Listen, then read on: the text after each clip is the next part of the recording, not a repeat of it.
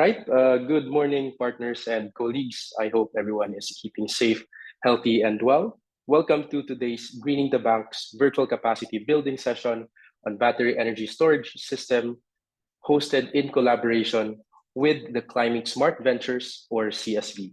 I am Ivan Christian Limhuko, Program Manager of Altrope Partners, Greening the Bank's initiative.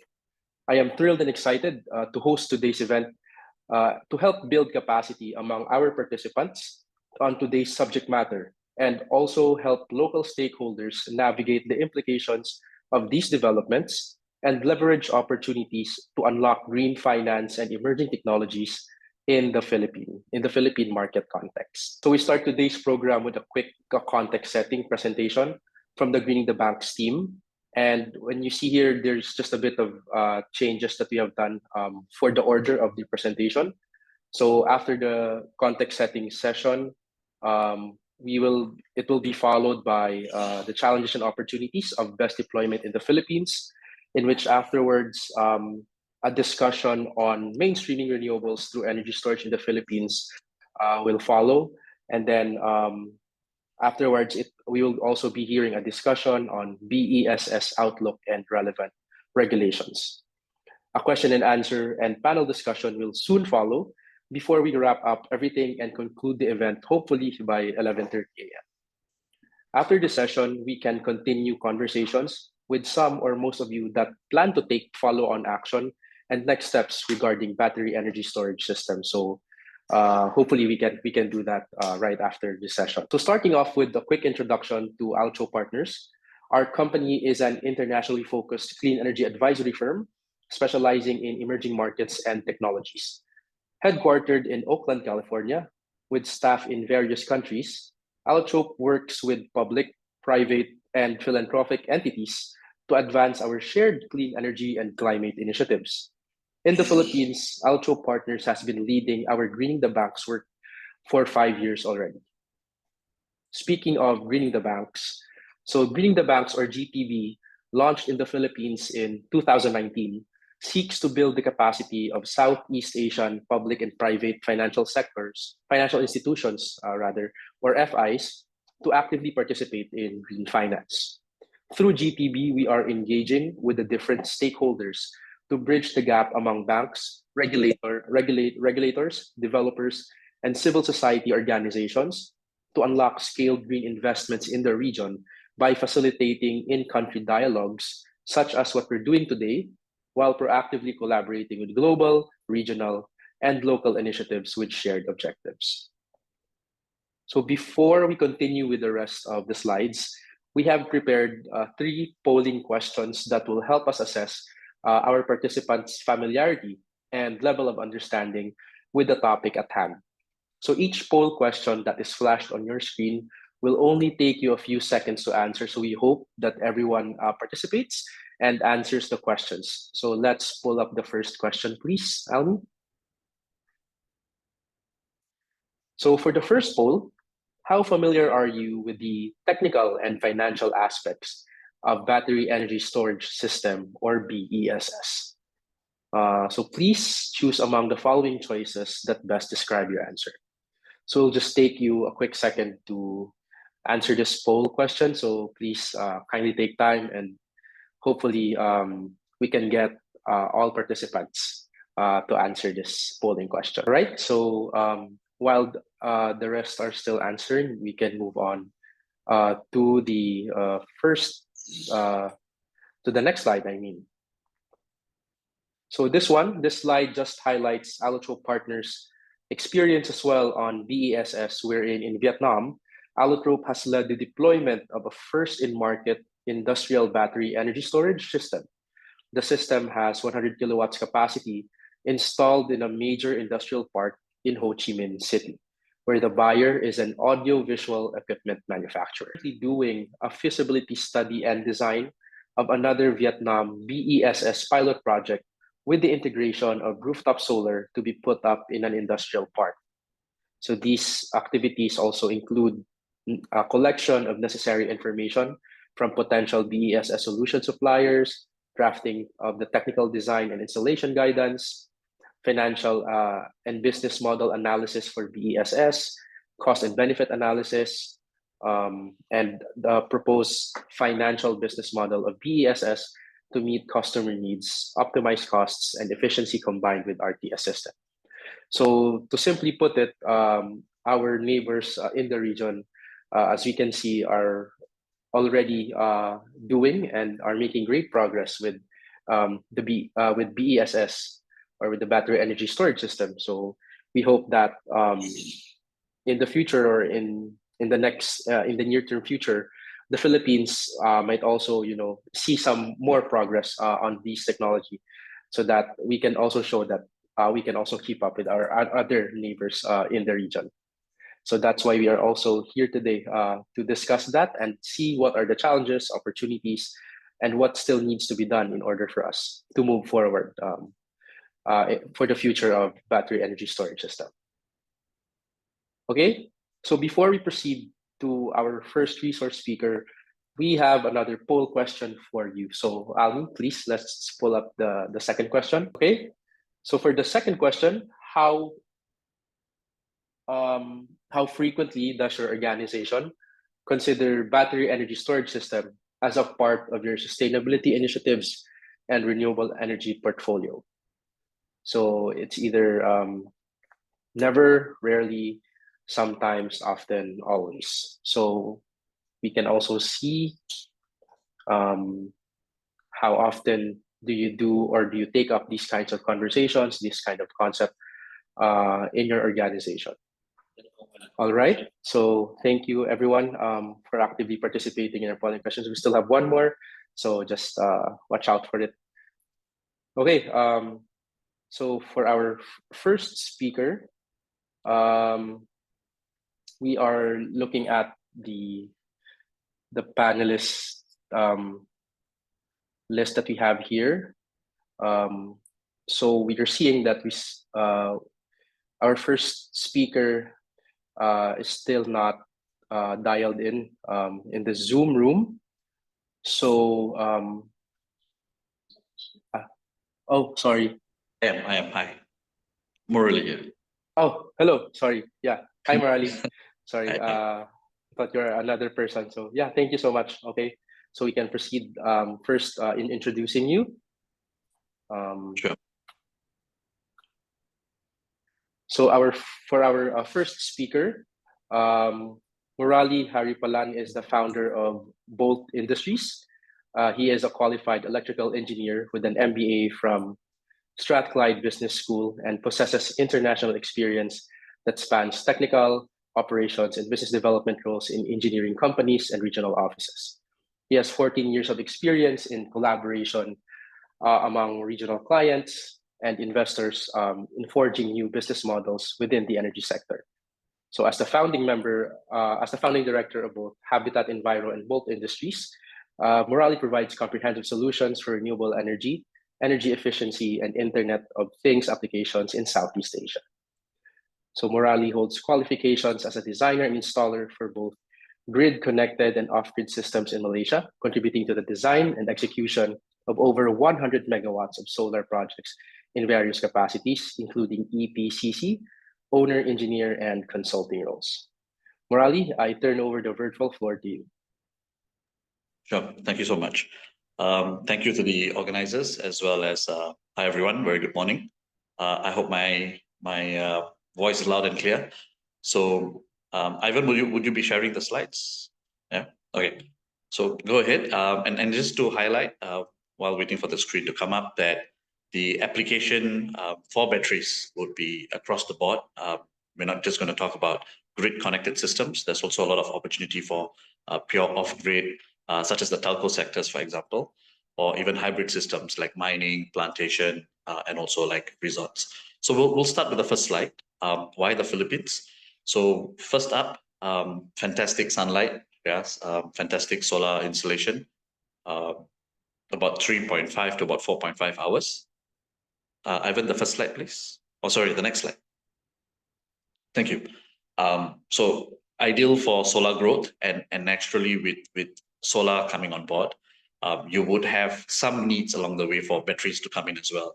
And batteries are just one of those mechanisms. Of course, you've got pumped hydro, You've got sand-based batteries, different kind of versions, flywheels.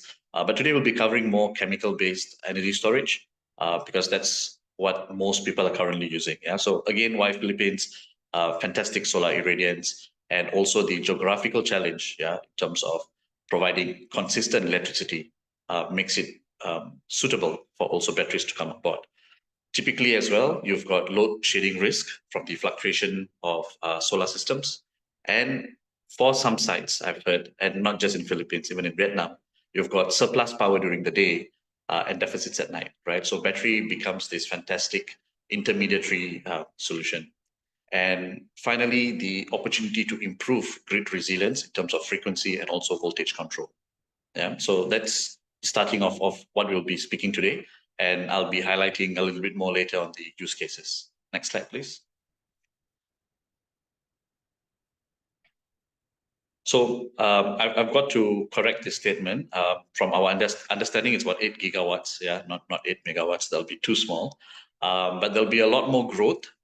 Recently, there was also an announcement of floating solar, yeah, by SunAsia and Blue Leaf at the Lagoon or the lake, which means there is a huge potential that could drive. But if you notice the trends in the market, it's all about foreign investment, foreign investors coming on board. And here is where I feel there's a gap for local players, not just to build capacity, but also to participate if the financing is done right. Yeah. So many of the installed capacities are currently driven by regional demands. I don't see it as a country-wide conversation. Regionally, there are co-ops and also utility players that are pushing for this. And the other trend that we're seeing is floating solar, right? So putting aside ground-based rooftop solar, floating solar is also driving the need for energy storage. And finally, in terms of just the potential of growth in terms of energy demand, just across the ASEAN countries, I personally see Philippines as at least in the top two. Yeah, Vietnam has grown tremendously. I think they've reached a point of saturation if batteries don't come on board. But Philippines, I think the potential is immense. Yeah. And of course, you've got smaller markets like Singapore, Malaysia, Thailand, talking about their solar and also energy storage. Next slide, please. I just wanted to give an overview. Like in terms of Philippines, we are not talking about something very new. There are a couple of projects that has been mentioned. So I just wanted to highlight that apart from the floating solar project that I spoke about at Laguna, these are some of those that have already been in the works. Yeah. And I just want to touch on item 3. I will highlight later that as of, I think, 20th of November, this project has progressed towards finalizing the contractor. And this would make it one of the largest solar and battery project in the world. Yeah, so it's a fantastic opportunity for many of the Philippine companies to also participate as subcontractors, as main contractors to kind of build their know-how. Next slide, please. So while waiting for the slides to come up, I just want to highlight the technology side of things. Traditionally, we've been using lead-acid batteries. And this is where you see a lot of the old substations, the telco industries using this 2 volts, 12 volts batteries, and nickel cadmium as well. Traditionally, in the last 20, 30 years, this has been the most common one. Ivan, if you could move to the next one. Yeah, thank you. So as I was saying, lead acid and nickel cadmium, but there's always these issues about how do we handle the waste. And in terms of the power and energy requirements today, in Malaysia especially, there's a lot of data center conversations. I'm sure it's the same now with also Philippines. More data centers are coming on board, more off-grid hybrid systems are coming. So lead acid and nickel cadmium has kind of passed its own lifespan and technology limitations, but they're still suitable for very small off-grid sites. Yeah, but if you want to scale, we'll be talking later, the next slide, on lithium-based batteries. But the other technology that's also gaining prominence at the moment is what we would call flow-based batteries. And flow-based batteries are built based on liquid that are separated in terms of the anode and cathode. And what happens is at the time of need, this comes together and produces electricity. Yeah. So it has certain benefits. Flow batteries are most suitable for what I would call long usage. Yeah, that means you need the batteries to kind of charge and discharge over 8, 10, 12 hours. That's where flow batteries would make a lot of difference in terms not just capabilities, yeah, the ability to store energy, but also the deterioration in the battery technology itself. So when you run a live cost analysis of technologies today, flow would kind of give you a very good low cost of energy, LCOE, over 20 years. Yeah. So some of the technologies out there are already proven. There's also some Japanese companies and European companies that have pushed flow to the next level. They've commercialized it. They make them in containerized solutions, which means very easily you can deploy 3, 4, 5 megawatt hours without having to do any on-site work. Yeah, and it's the same with lithium as well today. Sodium is facing a challenge. They are meant to replace the need for lithium, but sodium battery it hasn't built or hasn't gained confidence in the marketplace. CATL are one of those who are the largest lithium manufacturers in the world, who's decided to also embark on sodium, but mainly for the EV market. Yeah, so they're not using sodium for energy storage, mainly for power yet, but they feel that in terms of safety, sodium would give that benefit in terms of total ownership costs, as I mentioned earlier. So sodium batteries are coming up, so keep an eye on those. Flow, they've been around the last 20, 30 years, slowly beginning to gain commercialization. Next slide, please. So this is just an overview of how these batteries look like. Lead acid and nickel cadmium batteries, they come in very rectangular kind of shape. They have different variations in the technology. Most of them are in liquid base for the electrolytes. But for some lead acid batteries, they also come in a gel manner, which means I don't need to do certain maintenance over a period of time. I could place it out there for 2 years, 3 years without having to do any refilling, yeah, or loss of electrolyte. Flow, as I mentioned earlier, are kept separately, so it's extremely safe. But again, every technology would have its cost benefit, right? So just revisiting the notes about lifetime, flow can do 20 years easily. Lithium has certain degradation. But if you're talking about intense and immediate power, let me just say, look, I want to discharge my battery in half an hour, 1 hour, 2 hours. There's no technology that comes as close as lithium today. Yeah, so you have to understand your needs. Next slide, please.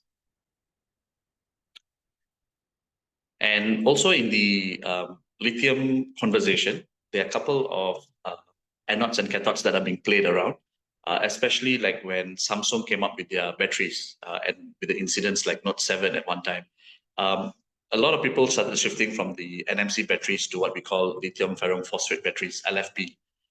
It's got a shorter cycle compared to NMC batteries, but it gives a lot of thermal stability, right? So when you're talking about use cases and safety on site, and you're worried that the containers themselves do not have the right kind of cooling, lithium ferrum phosphate batteries are a bit more sturdy as opposed to the other chemical mix for any other lithium. So when I say lithium ion here, these are mainly the NMC batteries that people like Panasonic. I think they make a few variations, but they also have NMC and also Samsung. Yeah. Next slide, please. I'm not sure if the organizers will be sharing these slides later, but I've actually summarized this also in a slide. But the conversations that I've had in the last 1 or 2 slides kind of is being captured here. So when you talk about long gestation, long charge discharge cycle, we tend to go for flow batteries. If there's a need for immediate power, yeah, like example, a UPS system that doesn't need to last as long as a day, you're just looking at 1, 2, 3, or even 4 hours, then lithium ferrum phosphate is the answer today.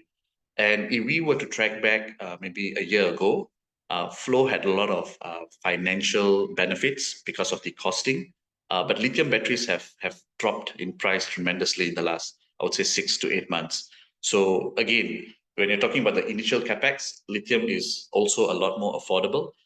It's similar to the trend that we are seeing in solar panels, where again, big drop in prices in the last 2 years, last 6 months, and it's still holding. Yeah, so lithium as well is kind of dropped. Just to give you an indicative price of the market, I'm seeing prices as low as $150 to $200 per kilowatt hour. Again, these are megawatt scales, depending on the brand, depending on the warranties. So you just want to be mindful that when you talk about initial capex, what's tied in with the cycles, the operating temperature, and also the depreciation, yeah, in terms of the energy density. Next slide, please. So coming to the use cases of batteries today, I would say that battery energy storage, the chemical version, will help smoothen power fluctuations. You would avoid blackouts during peak demand or dips in solar generation. And of course, a lot of this battery storage needs to be coupled with the right power conversion system, PCS, right? And so that PCS would have, again, functionalities like frequency regulation, voltage control. And so that's where the batteries would kick in. Now, the other area of usage would be energy access, remote area, and I'll share with you later in one slide. Deciding on the type of battery can also impact your rollout, right? How easy is it to move things logistically, the know-how, and if you need to do any sort of replacement, how quickly could you get materials across, right? So we're talking about here batteries for energy access. And what could happen is you could form your own microgrids, or you could have the electricity co-ops kind of incorporating an energy mix of solar and battery, right? So you don't take away business from them, but you're saying, look, rather than relying purely on diesel or having a very short operating hour, could they actually add solar and battery to kind of prolong that to 24 hours, right? So that's what energy access here is all about. And finally, cost reduction, I've spoken about that. Batteries have dropped by about 85% in the last, since 2010, and it's gotten more compact. So today, every container, you should easily get about 5 megawatt hour of batteries. Of course, the usable capacity, whether it's 4.5 megawatt hour, would depend on your charge discharge cycle, how do you manage your cooling of those batteries. But very easily, one container today, 40 footer, would get you about 5 megawatt hours, right? So it's being condensed a lot more, and logistically it'll be a lot more easier. And last but not least, in order to get batteries to a certain level, especially if it's grid connected, the PPAs would need to derive a fair compensation, right? We are so familiar with 20, 25 years PPAs in the market, but they've been always solar centric. Today, when you add energy storage, it's a different conversation. So PPAs need to evolve. You need to allow for either additional tariff, yeah, to support the inclusion of batteries, or number two, you have standby charges, because in some areas the grids may not need the battery as frequent, right? It's pretty strong, but you still need battery to come in for intermittency. So any sort of contract obligation will need to include a fair value, also in terms of pricing. Yeah. And last but not least, when we talk about AI, there's a lot of innovation in early detection of battery failures, not just batteries, but like solar panel degradation. So even in batteries, you can actually look at behavior. You can look at when do you need to address additional capacities, right? Could it be in year 6, year 8, or even year 12? If the need is to keep the same consistent usable capacity. So AI here is mainly for reporting. Next slide, please. So here, again, the use cases of application. SMC's new 1000 megawatt BESS network was mainly to do to enhance frequency stabilization. So that purpose was for the grid. But in the case of Magat Hydro, it was about providing consistent supply, right? So any sort of excess from solar or wind, it's captured in the battery storage and then continuously supplied. Because when you go over a very large area and you have cloud cover, there's instances of where there's a dip in energy production. So that's where within milliseconds, you have batteries coming online to support the grid as well. Yeah. So just to touch a little bit on the other countries and the opportunities, in Singapore, batteries are being considered due to their need to purchase about 4.5 gigawatts of clean power from their neighbors, be it 1,000 megawatts from Laos, 1,000 megawatts from Cambodia, 1.2 gigawatts from Vietnam for their wind power. So end of the day, all this power that are coming in, they would eventually need a battery. So the picture here is a 200 megawatt energy storage done in Jurong Island. This was last year, but there's a lot more conversations on batteries coming online. In Malaysia, what was supposed to be a 2030 plan for involving batteries the government and the utilities already rolling out batteries today because they want to increase the renewable energy penetration, right? So it's 5 years forward, prices have dropped. Commercially, it's making sense now. Vietnam was more of an afterthought. They pushed a lot for wind and solar, and then for the grid to get congested.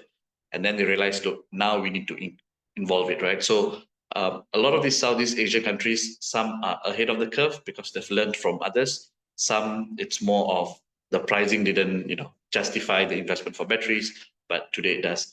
And just to share with you, Cambodia, they're already looking at any sort of new solar farms coming on board needs to include some amount of battery storage as part of the PPA, right? So people are innovating on the PPA side. Prices are being reflected so that investors can actually recoup their investment. Yeah. Next slide, please. Now, some of the challenges that I personally foresee, apart from the initial high cost in terms of capex, is the lack of awareness, right?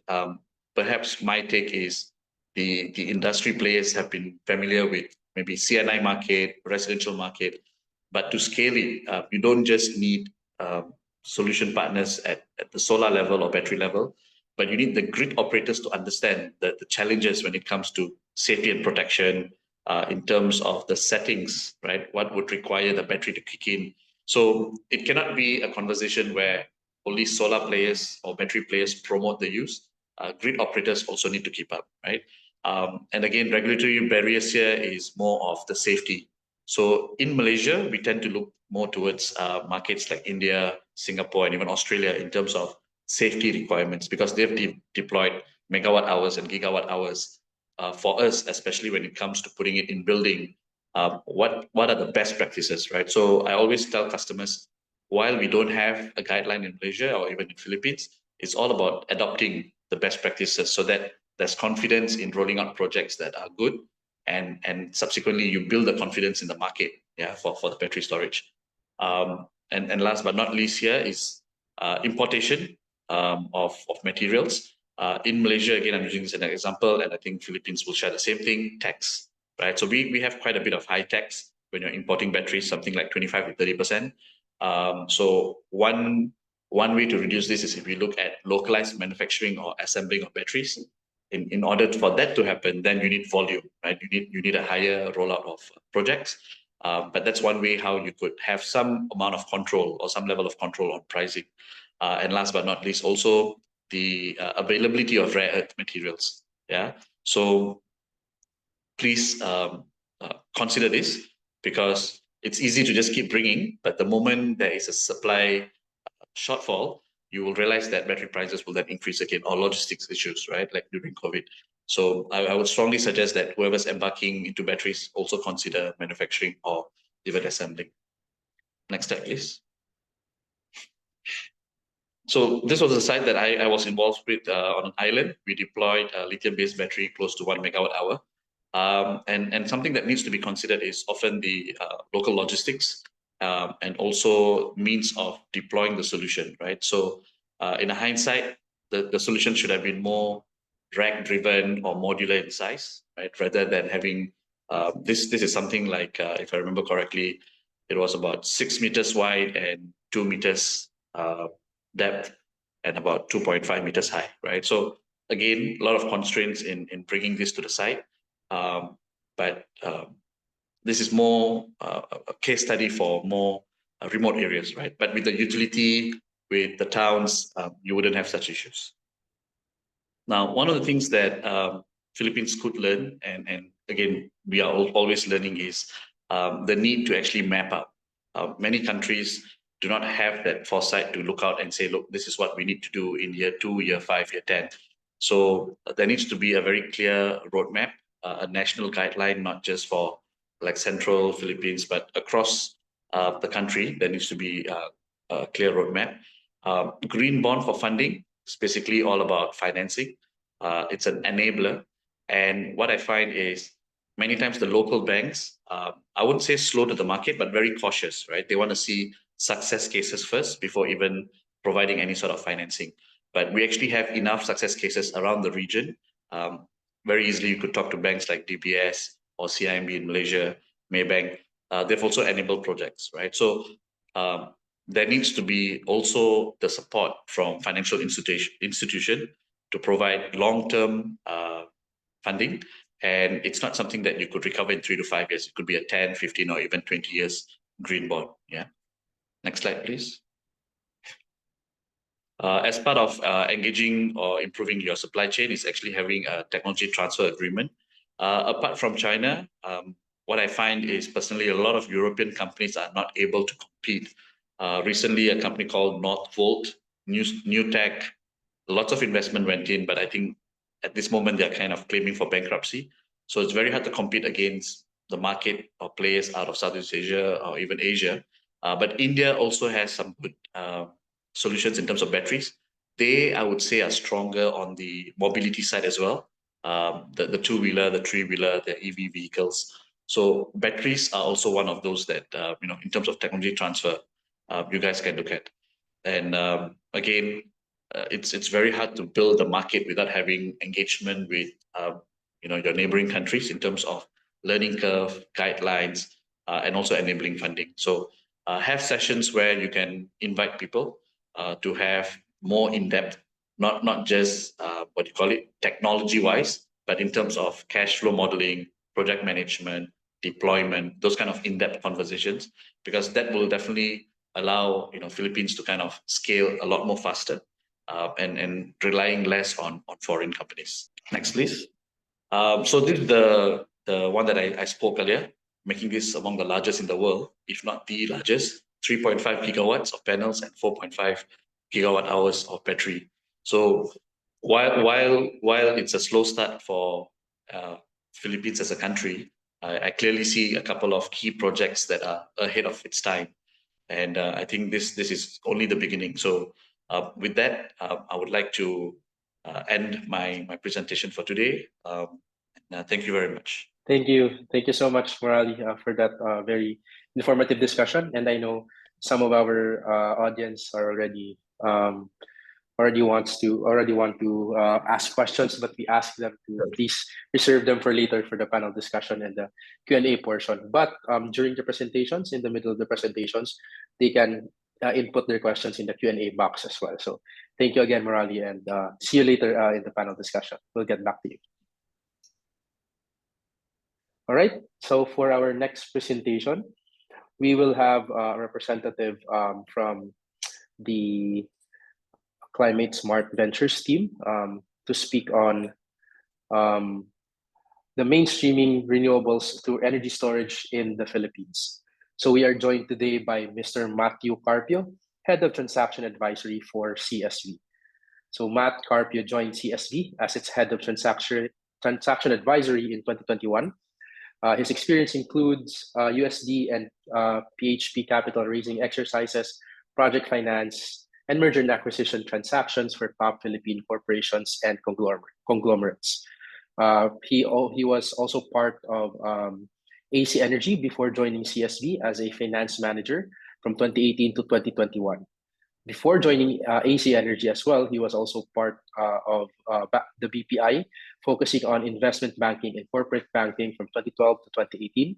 And he also spent 5 years in East West Banking and corporate banking from East West as part of its corporate planning and budget group before joining BPI. So Matt is a graduate from De La Salle University, Manila, with a Bachelor of Science in Management of Financial Institutions degree and an MBA from Ateneo Graduate School of Business. Matt, I turn over the virtual floor to you. Thank you, Ivan. Thank you for having me here. I hope my audio is clear. It's very hard to follow a very technical kind of discussion, but let's try to. On my side, I'll try to focus on the commercial side, and on the financing side of BESS. Particularly for the Philippines now. Can we have the presentation up? So this report was prepared in 2022, but I think some themes are still consistent. There are some developments, but I think 80 to 70% are still applicable. Next slide, please. As the previous presenter noted, the trend in the Philippines is still lithium ion. I think in terms of brands, pretty much this is still the brands that still dominate the market. There are some Korean brands that are coming in, Chinese brands as well. So it's a very, very dynamic market, particularly in the Philippines. That's why the cost really has come down now. So far, the technology of choice, particularly for even the small size developers here in the Philippines, is still lithium ion. Next slide, please. So this slide is just saying, no, the cost has really gone down. There's just too much supply in the market right now. And we're still experiencing some improvements in terms of technology, So I think it's a very good time to invest in BESS. Next slide, please. From the time this report was made, I think until today, I think the cost has just gone down significantly, gone down. So there's already a lot of applications in where you can do and apply battery energy storage. For the Philippines, the normal application is as part of a project or as a standalone.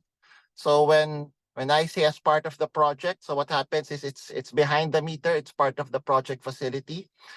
Recently, there's this new term in the Philippines that's getting used. It's integrated renewable energy and storage, integrated renewable energy and energy storage systems, or IRES.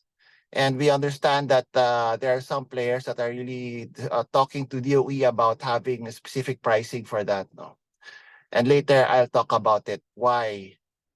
I'll talk about it on the context of why some players are asking for it, because it's really a game changer if they do now. But normally, those are the applications. One is on having it as part of a project. Another one is having it standalone as an ancillary service provider. That's another application on a utility scale. Some notable applications already being done, and again, this is public information anyway. San Miguel is a very big player in this space. They've committed, I think, at least 1,000 gigawatt hours already. On the former application that I was talking about, Meralco has announced also like a 2 gigawatt hour or like a 1 gigawatt hour kind of application as part of its Terra Solar. So battery energy storage is already mainstream here in the Philippines, particularly for utility scale projects. Where it becomes interesting though is on the off-grid applications here in the Philippines, where where power prices are high. Assuming you're able to get subsidy from NAPOCOR or from the Philippine government, that's one way of doing it. Or if you can get a technology mix with batteries, renewable energy, and diesel, it's another way of hacking that price. No. But for other markets or other applications, another application in other markets which are also allowed under Philippine law is the grid operator can also integrate batteries as part of its system to help on smoothing. On the retail end, it can already be part of a retail rooftop, solar rooftop. No, there are already some rooftop installers that are already offering solar plus battery here in the Philippines. So it's very mainstream. What doesn't exist in the Philippines, though, is the arbitrage kind of model wherein you buy high and sell low. So far, a lot of developers aren't aggressively pursuing that model using solely battery technology. Yung doing arbitrage using battery technology, using BESS. Next slide, please. So there are already a lot of applications, particularly in the Philippines. I think the Philippines is a leader in renewable energy in the region. In all the conferences that I go to, I'm very proud in saying that the Philippines has one of the most promising renewable energy targets in the region. Although it doesn't have a net zero target as a country, it has the highest, if not one of the highest, renewable energy targets and one of the most aspirational, with a 50% share of renewable energy in power generation by as early as 2040. So that's very aspirational. And we all know that that's anchored by a lot of offshore wind and solar. So next slide, please. This is just an example of some of the battery energy applications in the Philippines. As I mentioned, majority are in ancillary services because it's already very profitable, but we're already seeing some applications on integrating BESS as part of a renewable energy project or an IRES. No, next slide, please. So challenges, I think some of the challenges include the economics. At the end of the day, the high cost, it's even if everybody tells you the cost of battery prices has gone down by half already the past 5 years. Fact of the matter is it's still a very expensive type of technology, regardless of the type that you're using. If you're doing lithium ion or flow batteries or even pumped storage. Pumped storage is another way of doing energy storage, via kinetic energy. It's just a question on how you're able to translate that cost as part of a tariff, and then how that tariff is amortized across a period of time. That's gonna dictate the profitability of the projects. That's why high cost is still a very important consideration or challenge. Supply chain issues aren't as apparent as before, but I think, of course, more enabling policies are needed. The hard part is it's very hard to put up an energy storage system on a standalone basis. It's treated like a full renewable energy project. So you will have the same documentary requirements every time you try to put up a project. That's why a lot of developers, they're just integrating it as part of their pipeline of renewable energy projects. The opportunities, as I mentioned, and as the previous speakers have been talking about it, energy storage is a good way to complement renewable energy. There are already a lot of business model innovations in terms of renewable energy. One example is Solar Philippines was able to position its project as a pioneer in contracting for, I think, mid-merit. No? And I think that the next set of IRES, if the developers are successful in proposing to the Department of Energy, it will have a good precedent. It will set a good precedent. I think for the others, they're more straightforward. Next slide, please. So I think policy changes, not that we need more policy, but we just need to enhance existing policy. The great thing with the Philippines is we're one of the few markets where we have very defined energy storage policies. That's why there are a lot of developers in the Philippines already pushing hard on energy storage. So I think that was very interesting. There's already a good demand. Developers know how to use energy storage already, and they're getting used to applying it as part of their projects, whether big or small. So you have the big players using energy storage already as part of their big projects. An example of that is what I mentioned earlier about Meralco and MGen through Solar Philippines. Another example of this on a smaller application is with Winergy in their Sabang project in Palawan, wherein they deployed a small battery energy storage application as part of a microgrid project. No? So there are different business models already available. And as I mentioned earlier, even retail, or even as small as retail, there are already solar EPC, retail solar EPC providers giving packages of solar and battery, which is still cheaper than the existing Meralco rates of 15 pesos per kilowatt hour. Now, maybe I'll just jump to roadblocks. As I mentioned, CapEx is still pretty high. So unless you have a specific tariff for this or you provide direct subsidies in terms of pricing, it'll be hard. No? The applications will be very limited, even if the existing crop of developers really want to push for more renewable energy. So right now, you have three types of contracts that are regularly used. The first one is as a regulating reserve for ancillary services. And then the second type is base load or mid-merit contracts. Another unwritten option here is on WESM, but so far, no, that was pretty opportunistic.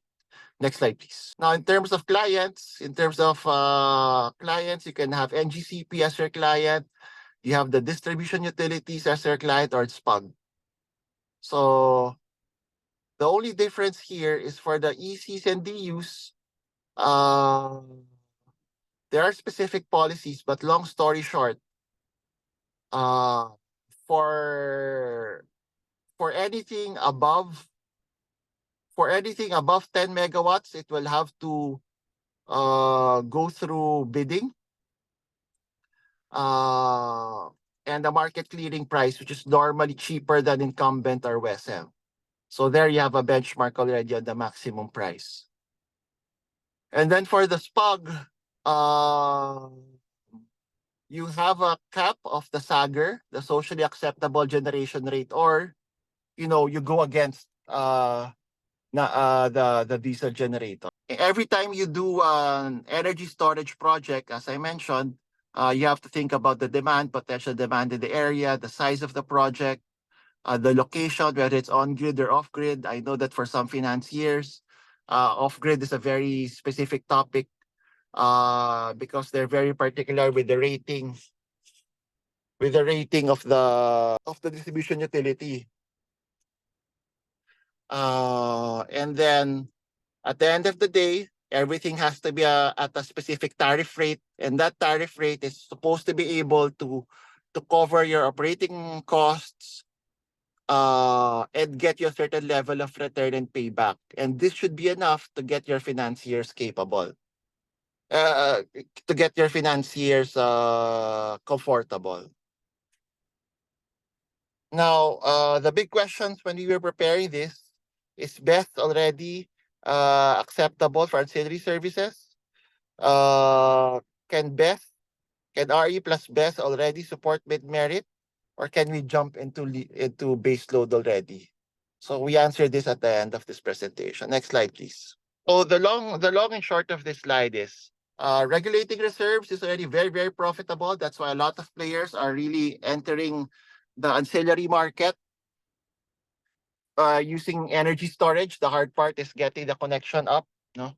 As with other RE projects. For on-grid areas, and I think this is still applicable for today, renewable energy and energy storage will have a hard time competing against the incumbents. Well, when I say incumbents, that's coal and LNG mostly. No? So if you notice the latest rounds of PPAs awarded by Meralco, the baseload contract that was recently awarded for coal is around 7 pesos. The mid-merit LNG price was at around 8 pesos per kilowatt hour. When we did the modeling for this one, our expected pricing, which you'll see the latter slides, is around 10 to 12 pesos per kilowatt hour. As of today, I think there are some developers that are already hitting 8 pesos per kilowatt hour. So if we're gonna fight against the incumbents in terms of base load and mid-merit contracts, at most batteries and renewable energy, assuming we're using just solar and battery, it can only compete so far on a mid-merit scale. That's where we're seeing the market head to. On the off-grid areas, it's already very, very profitable. The hard part with off-grid is there are very high power prices. So your enemy here is either very high power prices or diesel. And at 8 to 10 pesos per kilowatt hour on an off-grid application, that's already very good for off. So when we were doing this, we're already seeing that for smaller distribution utilities, especially for mid-merit, it can already compete. For ancillary, it's already very competitive. During the time we were making the study, some BES suppliers were already saying that the payback of their clients is around 3 years, 3 to 4 years. That's well within the replacement or augmentation period of most lithium-ion batteries of around 5 years, 5 to 7 years. Usually, you have to augment a battery by year 5 or year 7, depending on your rate of cycling, no? Which increases the capex. But for some of the suppliers that we've talked to, they were already telling us that some of their clients have like a 3-year payback already because of the good pricing on the ancillary. The hard part though is when we talk to the actual developers, they're telling us their batteries are getting cycled more than the nameplate kind of requirement. So for example, if the nameplate only requires like 3 to 5 times a day, they're getting cycled more than that.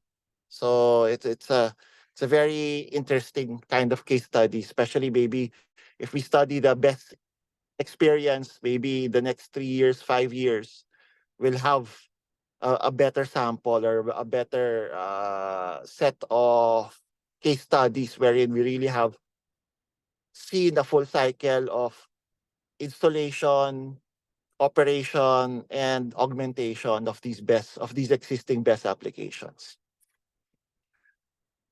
Now, as I mentioned, I'd like you guys to note the tariff price. At the end of the day, everything has to get transformed into the tariff. Every time you read in the newspaper, I tell my teammates, we have to be very aware on where the market is headed right now, especially on the PPA. The WESM is one thing. WESM has reached highs recently of around 7 to 9 pesos per kilowatt hour, especially during the summer months. Even now, we're getting still sustained highs. Even if we're already in the amihan season, now we're still seeing fives, which is very interesting. Even with the influx of renewable energy projects, we're still getting high power prices. So anyway, going back,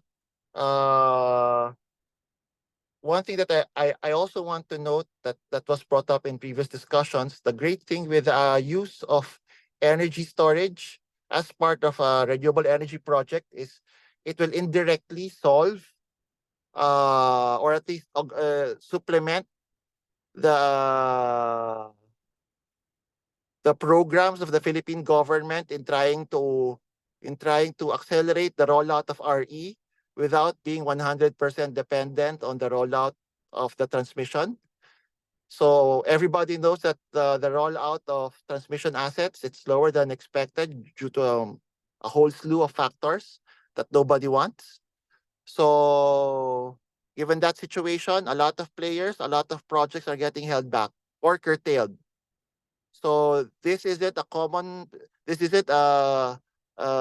specific problem for the Philippines. For other projects, other countries like Vietnam, given their very successful renewable energy project, renewable energy fit program, easily in a span of 2 to 3 years, 3 to 5 gigawatts of solar and wind got built, which resulted to curtailment of around 20 to 30% in maybe 3 years ago. So energy storage is one way of avoiding that situation wherein their projects are getting curtailed. And also, energy storage is one way of making your project competitive, especially in the Philippines, wherein you have very specific contract types.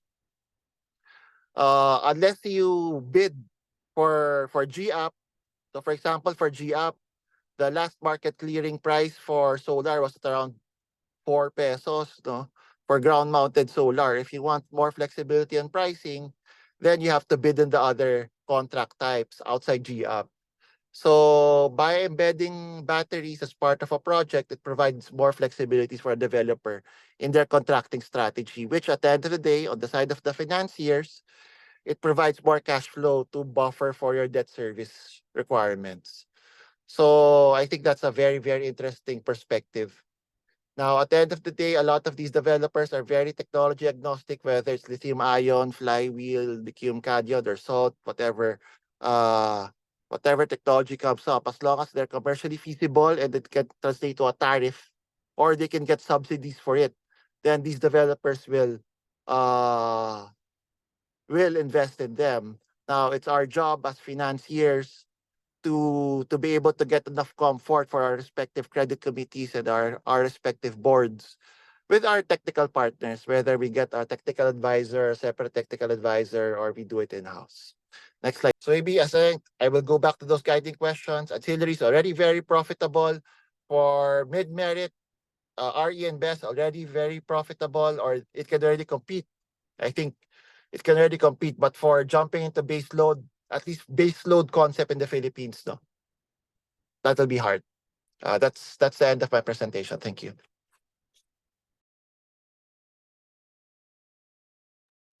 Yes, thank you so much, Matt, for those very helpful insights. Those are just some of the answers that can only be that we can only get if really there's really legwork in the Philippines. So we appreciate CSV for sharing those. And even though you guys did it in 2022, most of the information are still very relevant at the moment. So please reserve those insights for our panel discussion as we move on to the third speaker as well. So let me just share my screen.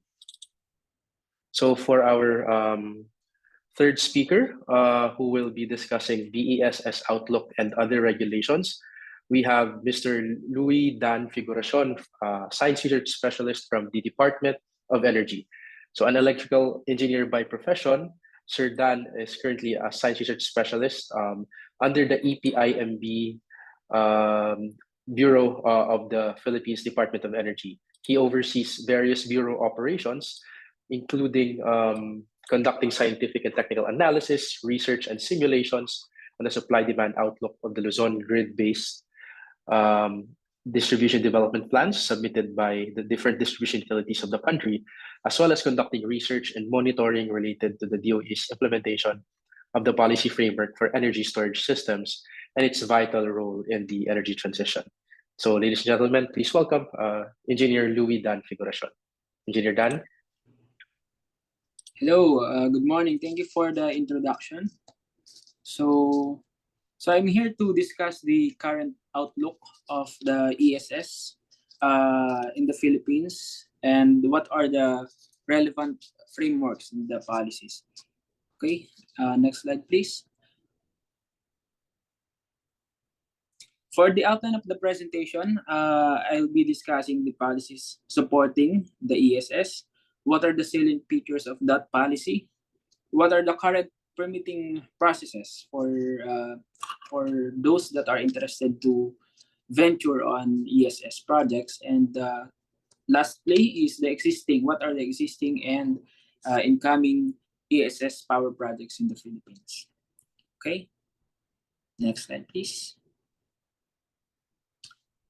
Okay, as you can see on the screen, there are only three that are posted.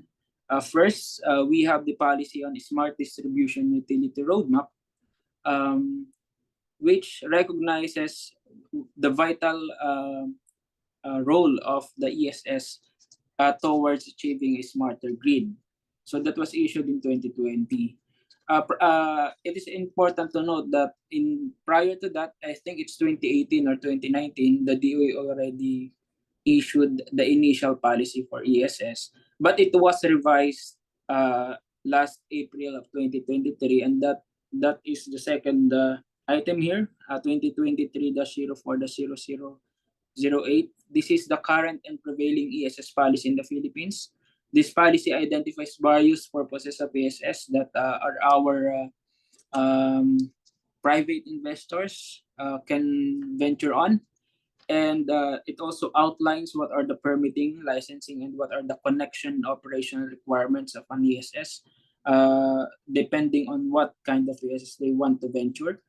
And lastly, last September 20 this year, the DOE also issued a policy on revising the policy for 2023 for including the pump storage hydro in green energy auction program. Okay, so as mentioned earlier by previous speakers, pump storage hydro also is a kind of ESS. All right, next slide, please.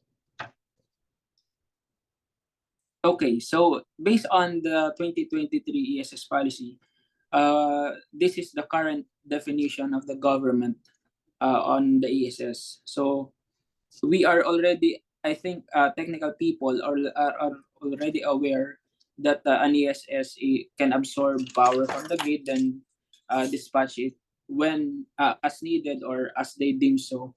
Uh, the important thing or important update on this definition, in the previous definition, in 2018 policy of the government, the ESS can be categorized as load and as a generator.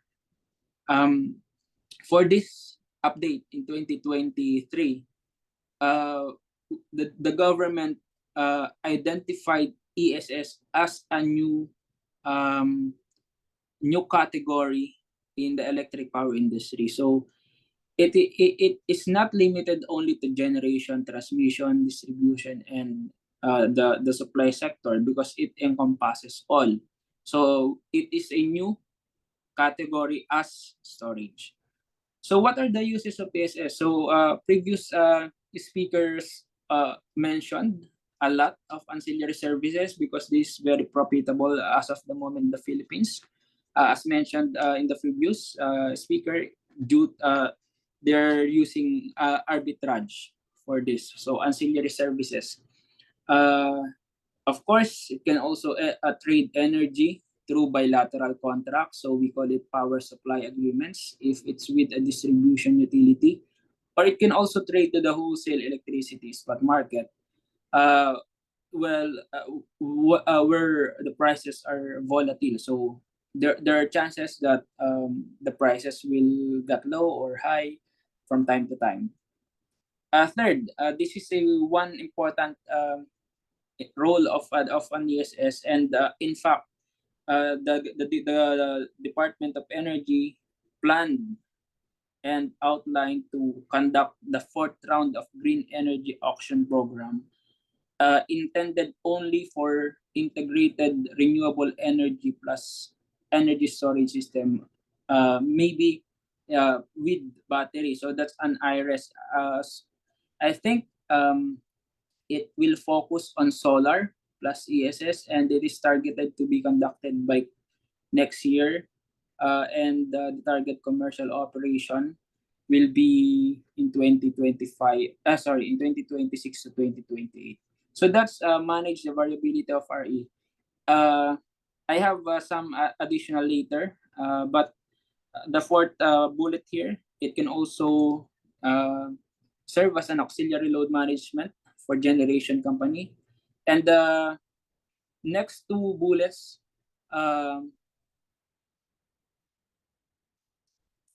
provided a possible use of an ESS for the deferment of capital expenditure upgrades of both transmission network provider and distribution utilities. So can also provide power quality, of course, and demand side management for the distribution utility and the end user also supply. Okay, next slide, please. All right, so based on the 2023 policy, these are the category based on connections of an ESS. So we have a standalone ESS. So this is an ESS facility that is mainly and solely connected to the national grid or to the island subgrid. Next, the generating plant in the ESS. So basically, we have a hybrid power plant, a conventional plus an RE power plant, and then it has a ESS facility at its side. Not necessarily integrated. It can be connected to the grid or to the plant. As defined, the ESS can be charged from either from the generating plants or from the grid.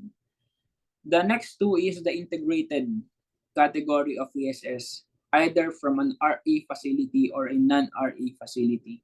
So this setup, the ESS can only be charged from the plant and not from the grid. Okay, next slide, please. So for permitting and licensing, only the generating plant and the ESS needs to have a separate certificate of compliance for the ESS facility. For a standalone, it is a single certificate of compliance for ESS, also from the Energy Regulatory Commission. For the integrated RE and integrated non-RE, it only requires also a single certificate of compliance. It does not need to comply or secure another COC for the ESS. Okay, next slide, please. So these are the types of the ESS as outlined on the 2023 policy. First is, and maybe one of the common, the battery energy storage system. We have the compressed air energy storage, flywheel energy storage, and lastly, the pump storage hydro power. So we have one in Laguna, pump storage hydro. Okay, next slide, please. Permitting and the requirements. So the government already enacted a law to streamline the permitting processes in the government as with regards to the energy projects in the Philippines. So it is called Energy Virtual One-Stop Shop, or the EVOS. If the project is under indicative status, these five are the requirement that you need to secure through the EVOS. If the project is already committed, there are two. Also, we have here another policy to support the development or to expedite the process of securing licenses from maybe the local government unit or the National Commission for Indigenous Peoples. This if the project falls under the category of projects of energy projects of national significance, it can apply for a certification from the DOE to assist them on securing permits from the local government units or other relevant agencies. Okay, next slide, please. Okay, before I go there, I discuss this slide. I'd like to emphasize and thank the previous presenters highlighted the lack of roadmap for ESS in the Philippines. So I am happy to share that the government, our group specifically, is currently drafting the roadmap for the development of energy storage systems in the Philippines, including the timelines and what are the technologies that needs to that required by the system. So as for information of everybody, the national grid also requires additional ancillary services and reinforcement. So that's why there are also policies that might be issued for ESS to support the national grid. Also, for the market, I would like to share as well that as mentioned earlier, by the previous presenter, ESS facilities can secure a power supply agreement through competitive selection process or by participating in the green energy auction program.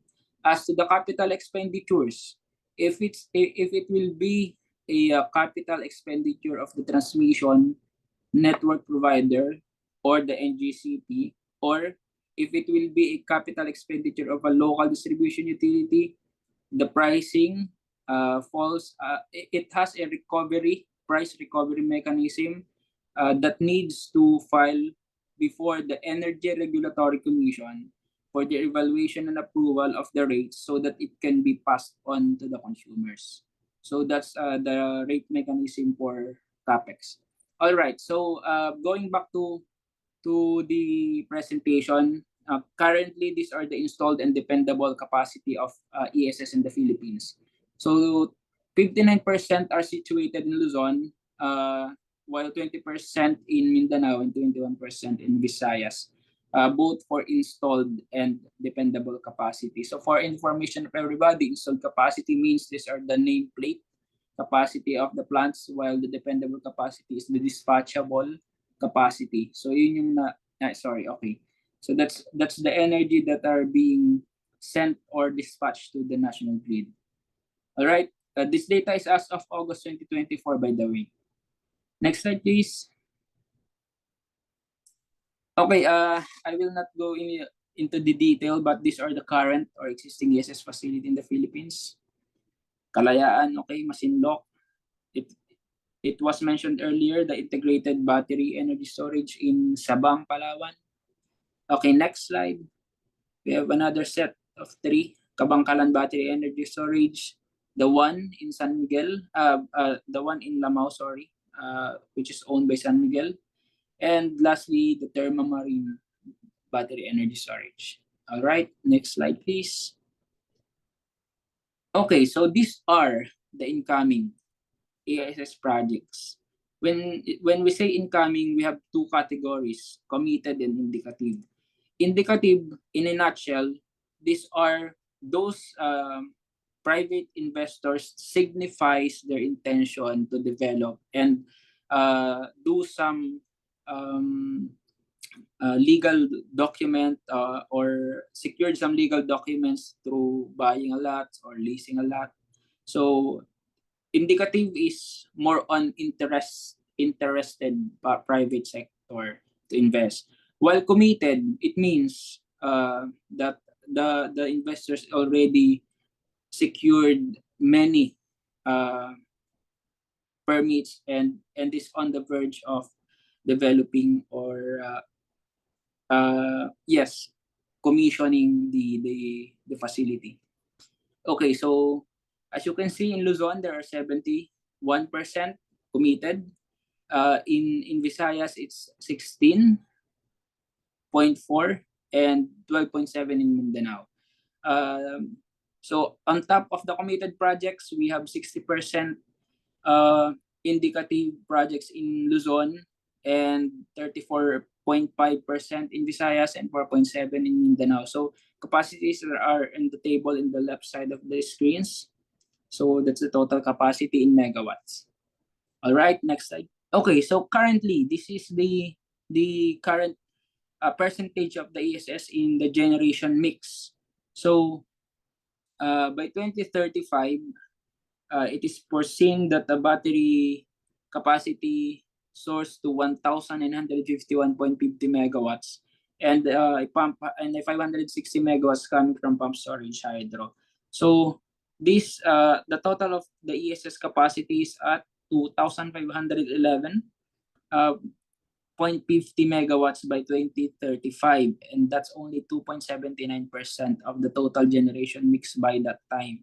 So it is important to note, I think, I don't think if this is important in this discussion, but just for the information of everybody, ESS does not add up to the total generation mix because as you all aware, based on the previous discussions, it also draws power from the grid and then dispatches only when they deem so. So it does not add up on the generation mix. Thank you. I think that's the end of my presentation. I hope everyone gets some information and insights from the Department of Energy. Thank you.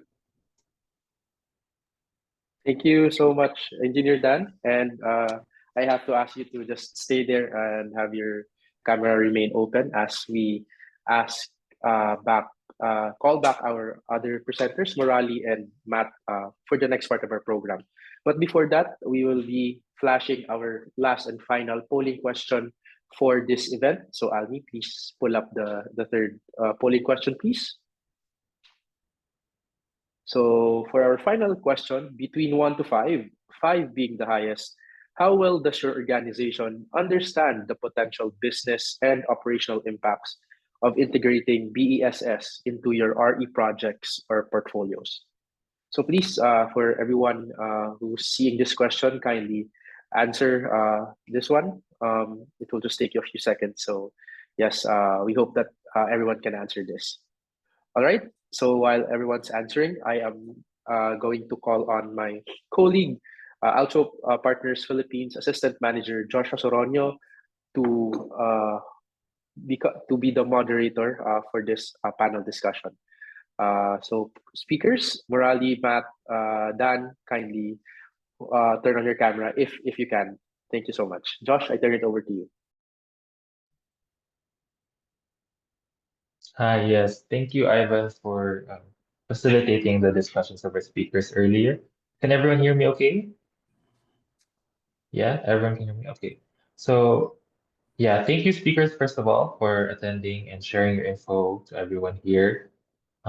We can see that there are very few questions in the chat, so we'll start there and then we'll move on to some of our prepared questions. But since CSB has a schedule, we'd like to prioritize questions for CSB first.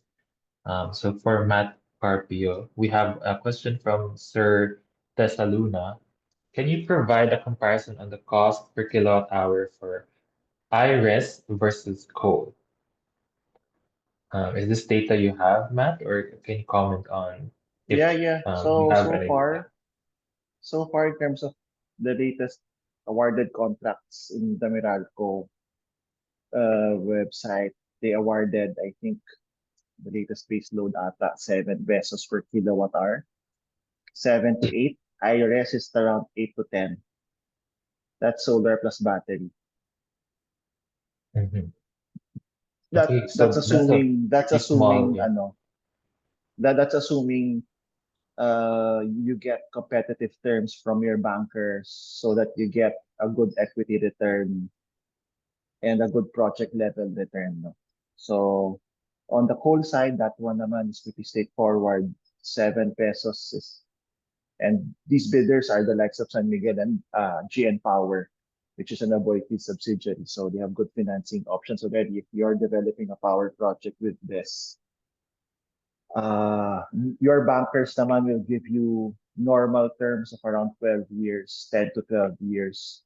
It may not be 25, but 10 to 12 years with a balloon at the end is already very competitive. So that's one way of getting that tariff lower, at least on an equity return level. Mhm. Yeah, But yeah, it's and around then the coal 7 to 8, and then IRS around, assuming solar battery 8 to 10. yeah. Okay, so we are quite close there actually in terms of price now. So um, hopefully we can get some sort of financing answers for that, or maybe the government can provide some tariffs or subsidies. But we'll see. We'll ask a question on that later for DOE. But I'd like to prioritize other questions for CSV. So from us from Allotrope, do you have an idea of why current best ancillary facilities are being cycled more than their nameplate? And what impact does this have on their viability?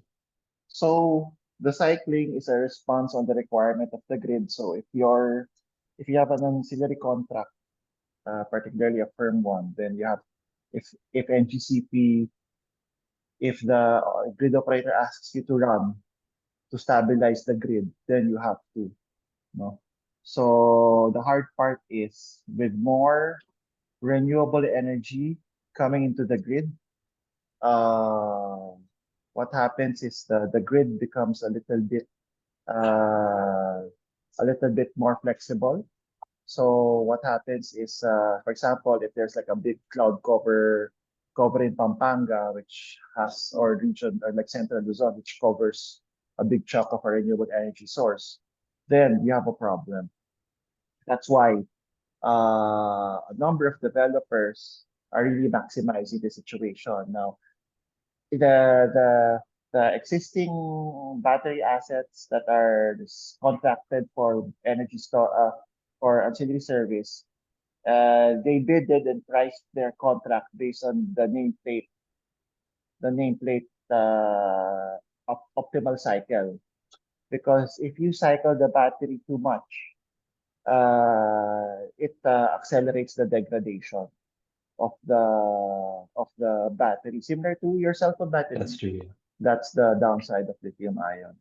For other Mhm. technologies, you have less situations like that, but they're more expensive, and lithium ion is already expensive. So that's I know that's a consideration for a number of people. That's why for some they overbuild, or for others they factor in the potential augmentation as part of their pricing already.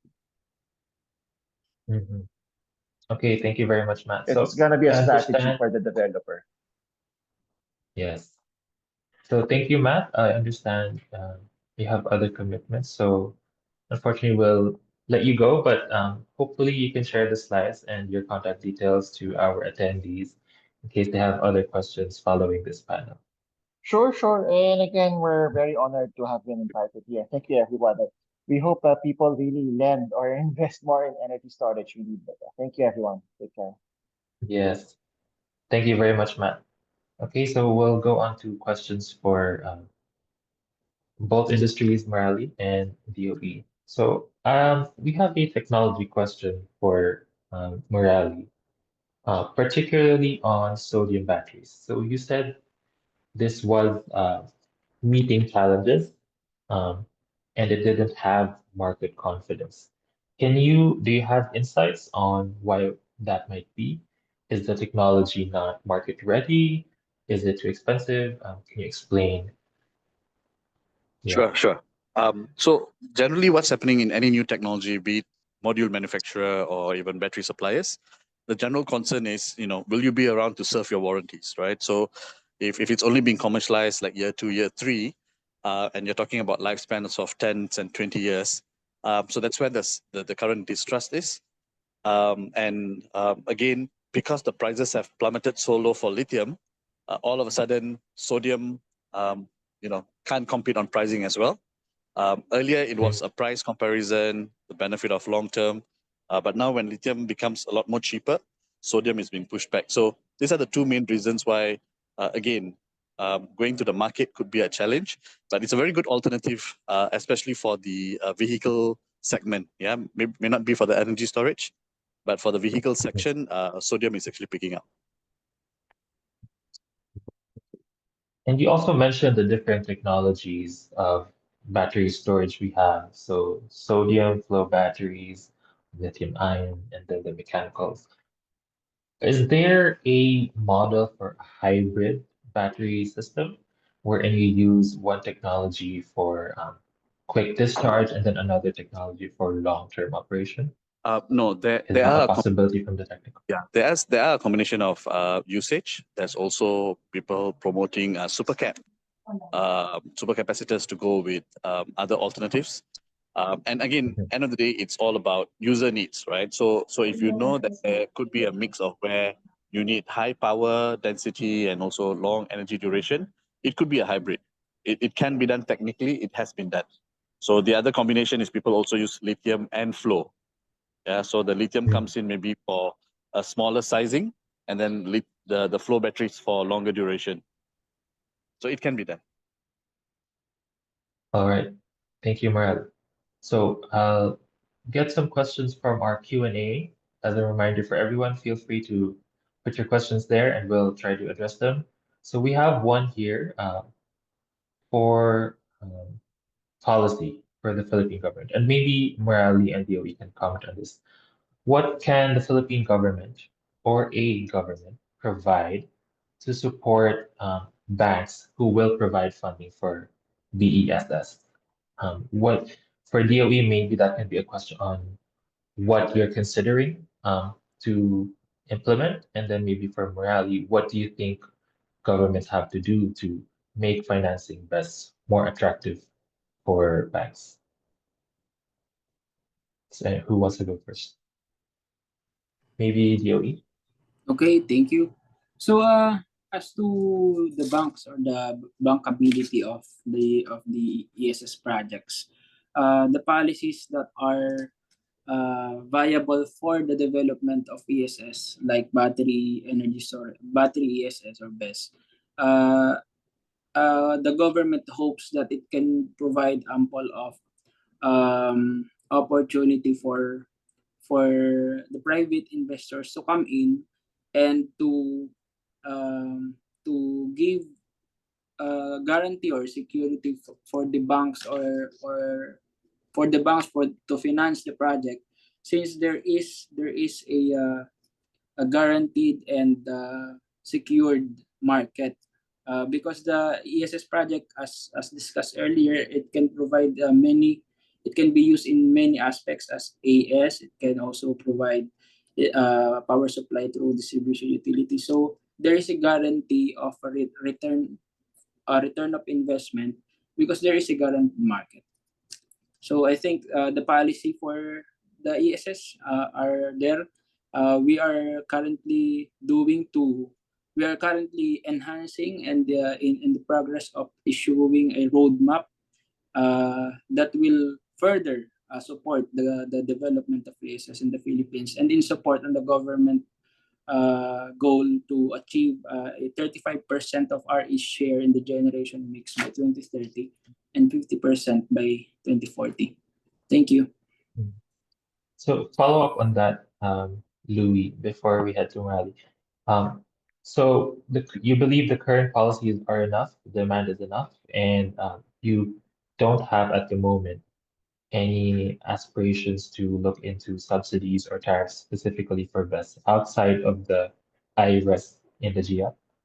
Okay, thank you for that clarificatory question, I think. Yes, the government does not look into the possibility of subsidy as of the moment for ESS projects. However, if the ESS project is integrated to RE, to renewable energy, it is qualified to have the RE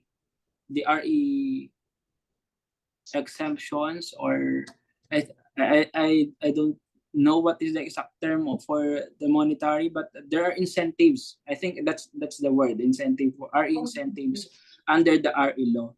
And I am not yet familiar on the CREATE, but there is also discussions on the possible incentives under the CREATE law for new technologies. Thank you. Mhm. Thank you for clarifying that. Okay, so to Morali, can you think of any policies that would make best financing for banks more attractive? Doesn't have to be Philippine specific. Sure. No, so I think Louis has covered quite a bit, all those are true. But what I find that in any market, people need clarity, right? They just need to know that any efforts or attempts to develop projects, that is the next steps. So I would say from a government perspective, a national roadmap would definitely help in terms of rollouts. Number two, the tax and incentives. I think Louis has also spoken about that. But again, in some countries and some markets, is there further incentives for local made products, right? End of the day, when government sets policies or roadmaps, it's just an opening, but market forces will determine the opportunity and the commercialization success. So there must also be clarity that if you were to use local content, local made products, is there any additionality to then make projects viable? So I would say, again, coming from the government side, this would be the two key areas, and then subsequently the market will kind of flow. Mhm. Okay, thanks, Morali. So, unfortunately, we don't have a lot of time left. We still have a few remarks to close the session. We would have loved to discuss more. There was so much to learn from this session, but we will try to get the recording and the presentations out to our attendees so that you get the most out of the session. And then feel free to contact us. We have a way for you to learn more about BEST and future developments in this industry by engaging with us, GTB. So we'll speak on that later, but we'll open for a very few closing remarks from DOE and Morali. Morali, if you may go first before we conclude this session. Sure. Thank you so much for the opportunity once again, the organizers. I'm honestly actually very excited about the prospect of the business growing and battery energy storage growing in Philippines. Lots of pockets of opportunity. And the good thing, it's not just the big boys game. It's not just utility. There's a lot of space in mining, plantation, and I repeat again, the hospitality industry. But what needs to be clear is, again, the key things that we highlighted earlier. apart from policy, it's also the incentives and also providing better technical overview, in order to elevate the market. So really looking forward, and hopefully there'll be more sessions like this in the future. Thank you, Morali. DOE, Sir Luis? Okay, I think I would like to thank, of course, Sir Ivan and Sir Joshua for facilitating this session. And I would like to ask our banks that are currently here to kindly please support the development of ESS in the Philippines, because it will definitely help the national government in addressing the intermittency of the renewable energy, and as well as it will also support the goal to have a cleaner energy in our generation mix towards energy transition. It is very vital in the reliability of the grid, and there is a guaranteed market for ESS in the power industry. So you can have a guarantee that the ESS facilities will be able to pay you if you will support the projects. Thank you. Mhm. Thank you, Sir Luis. Dan. Yeah, we definitely echo that to our financing entities here. We have seen today that there is a model for BESS. It's valuable, it has a demand, and hopefully we see more projects financed because it will be critical to helping us achieve the country's sustainability goals. Okay, so I'll pass it back to Ivan to close our session today. Thank you, everyone. So thank you, Dan of DOE, Matt of CSV, and Morali of Volt Industries. That was a very productive panel discussion. And as Joshua mentioned, it's unfortunate that we just have limited time to discuss more on that. But yeah, we look forward to having future conversations on BESS as well. So before we conclude, allow me to bring up a few important things from our side. So if you or your organization decides to continue conversations on BESS and explore ways on how you can contribute in accelerating the country's green finance market transformation, let us bring you along the journey. So we're looking for action-oriented partners that we can support in advancing their sustainability and technology commitments. So through a light touch, non-binding document such as a letter of intent or LOI, we can explore areas of collaboration that aim to have a meaningful impact to not just your day-to-day business operations, but to the overall sustainable development efforts in the Philippines and in the region. So as Engineer Dan mentioned before, there really is a market for BESS in the Philippines. So for those who attended here today, especially those that would want to learn more on BESS or would want to engage and figure out and then explore potential areas of collaboration with GTB for future BESS conversations, we're happy to talk about it with you and to enter into a letter of intent just to start this formal relationship of ours. Okay, and then number 2, for the post-event survey, we will be sending an email to everyone containing the link to a post-event survey just so we can see and we can also assess how impactful or how today's event made a difference, or what can we still improve for our future activities for GTB. And then we will also get in touch with the speakers to ask them if we can also share the presentation materials to the attendees here, and as well as some key takeaways that we will be doing and share it as well with our attendees for today's event. So we will be sharing all of that with you through a thank you note, maybe by next week. So we encourage everyone to please fill out the super quick survey as well for us to follow up with you about potential collaborations between GTB and your organization. All right, so we are over time by just 15 minutes, but hopefully everyone has gotten some things out of these discussions, and hopefully we are able to progress faster in terms of BESS conversations and implementation in the Philippines through our collaboration with the different stakeholders that are present here this morning. And we will keep everyone posted for future GTV invitations and announcements. So again, thank you so much, everyone, for being here this morning, for staying throughout the whole event. We appreciate your attendance to this virtual capacity building session. Again, my name is Ivan Christian Limbuco from Alotro Partners. Thank you so much and have a great rest of your day and happy week.